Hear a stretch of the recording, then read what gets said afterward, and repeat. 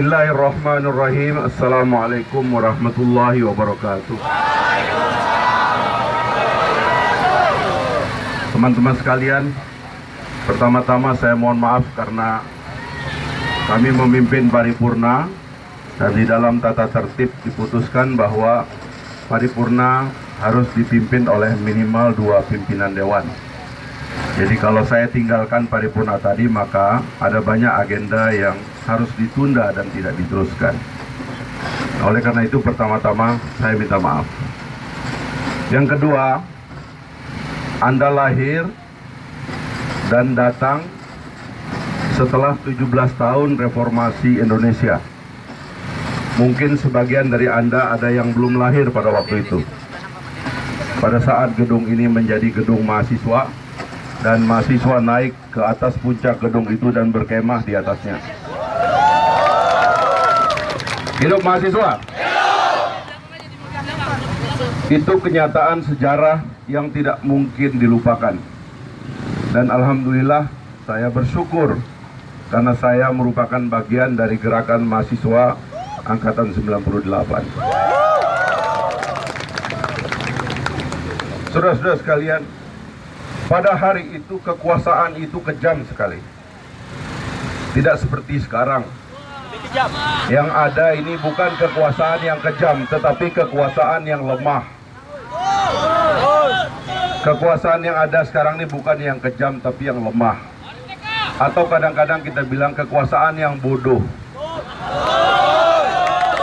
Karena masalah kita semakin rumit dan kekuasaan tidak memiliki kapasitas yang memadai untuk menangkap kerumitan masalah yang dihadapi oleh masyarakat kita, sehingga kemudian haruslah mahasiswa yang mengambil peran sejarahnya dalam setiap kegelapan untuk datang menyuarakan kebenaran apa yang dirasakan oleh masyarakat. Tiap generasi lahir dengan pikirannya masing-masing. Kami pada waktu itu datang dengan pikiran dan berbeda dengan pikiran para senior, akhirnya kita benturan, saling meniadakan. Satu generasi diganti oleh generasi berikutnya. Sekarang generasi Anda datang mungkin dengan pikiran yang berbeda. Saya melihat tadi dari pembicara sebelumnya, banyak dari pikiran saudara-saudara yang mungkin berbeda dengan pikiran saya. Disitulah kita harus mentoleransi perbedaan pendapat. Dan saya tidak akan bergeser 1 senti pun untuk berada bersama saudara mendialogkan pikiran-pikiran terbaik itu. Sekarang apa persoalan kita? Persoalan kita sama, ketidakpuasan kita bahwa pemerintahan tidak efektif untuk menyelesaikan seluruh janji-janji yang dia buat. Saya belum percaya bahwa ini persoalan sistem. Saya masih percaya bahwa ini baru persoalan pada level individual dan tim kabinet yang dibentuk oleh pemerintah. Oleh sebab itu menurut saya, mari kita fokus melakukan kajian terhadap jalannya pemerintahan yang baru berumur setahun ini. Kebetulan saya ingin menyampaikan kepada teman-teman, di dalam sana ada beberapa pansus yang sudah dibentuk. Salah satunya adalah pansus untuk memeriksa kasus Pelindo II, angket Pelindo II.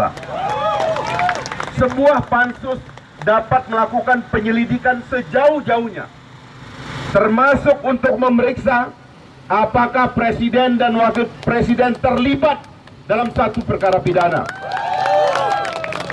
Dan kalau itu terjadi, maka selanjutnya Dewan mengambil keputusan untuk menyatakan hak menyatakan pendapat, menyatakan bahwa presiden dan wakil presiden telah melakukan tindakan tercela melanggar hukum. Kalau ini disetujui, maka Dewan Perwakilan Rakyat bersurat kepada Mahkamah Konstitusi untuk mengambil keputusan bahwa seorang presiden dituduh telah melakukan pelanggaran pidana berat yang bisa menyebabkannya di-impeach atau dijatuhkan sebagai presiden. Kalau sidang di Mahkamah Konstitusi memutuskan hal yang demikian, maka barulah Mahkamah Konstitusi berkirim surat kepada Majelis Permusyawaratan Rakyat untuk menyelenggarakan sidang istimewa. Seperti yang saudara tuntut tadi. Kita harus sabar dengan proses seperti ini. Karena tidak ada jalan pintas dalam demokrasi. Jalan pintas itu berdarah-darah, Anda jangan mau. Sistem yang kita bangun ini harus kita perbaiki bersama-sama. Jadi saya kira itu yang saya bisa sampaikan. Saya mohon maaf jika tadi terlambat, dan apa yang saya sampaikan tidak sepenuhnya menjadi cita-cita dan harapan Anda. Tapi saya yakin, karena Anda mahasiswa, saya pernah menjadi mahasiswa, yang paling kita rindukan adalah adanya jawaban dari para pemimpin yang ditanya dan digugat. Kalau ada pemimpin, presiden, wakil presiden, anggota DPR, atau pemimpin manapun yang menolak bertemu dengan mahasiswa, dialah pengkhianat dan pengecut itu. Orang-orang seperti ini memang tidak layak menjadi pemimpin kita. Dan diantara kesalahan demokrasi adalah kadang-kadang yang terpilih bukan yang sejati, kadang-kadang yang palsu pun terpilih. Tapi tidak ada cara lain. Kita tidak mau lagi jadi kacung seperti zaman dulu. Jangan Anda serahkan kekuasaan kepada orang yang tidak mengerti kekuasaan. Dan jangan Anda serahkan kekuasaan kepada orang yang tidak pernah meminta mandat kekuasaan itu dari rakyat.